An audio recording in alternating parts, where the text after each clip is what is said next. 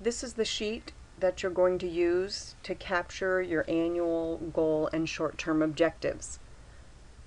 So for Sarah, based on your PLAF statement, I would like you to make one annual goal and 2 short-term objectives for each need area that you came up with.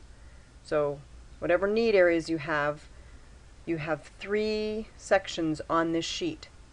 So if you'll look at the top, you can see where you have to write the baseline data used to determine the student's present level of performance.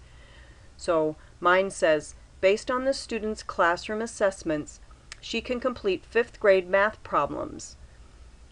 The WJ3 test of cognitive abilities showed that she has a 5.4 math computation score. So in that section, you're saying what level of performance is she at, and how do you know that? What assessment was used? You could put classroom assessments. It depends on what you did, but you can use the information from the case study. So let's just say she had a math need. So my annual goal is going to say Sarah will be able to complete math problems at a 6th grade level.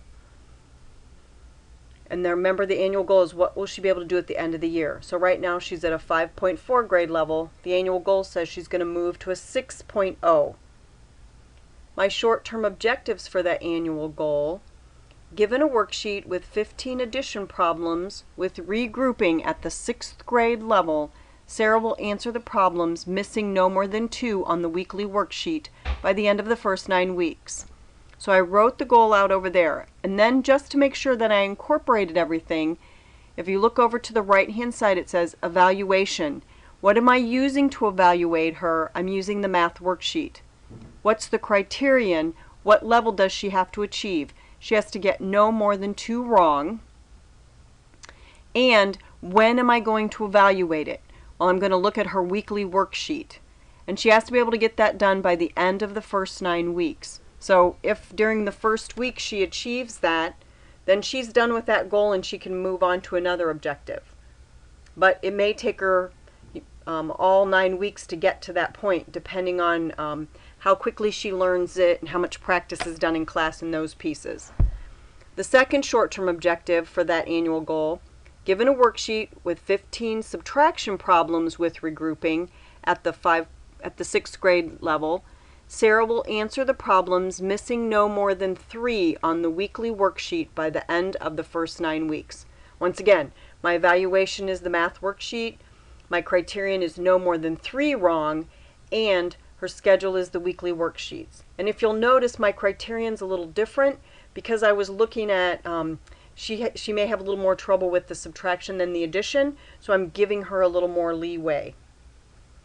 So if you look, then you're going to write the next annual goal. If she has a reading need, will be about reading, and if she has a writing need, then the next one will be about writing.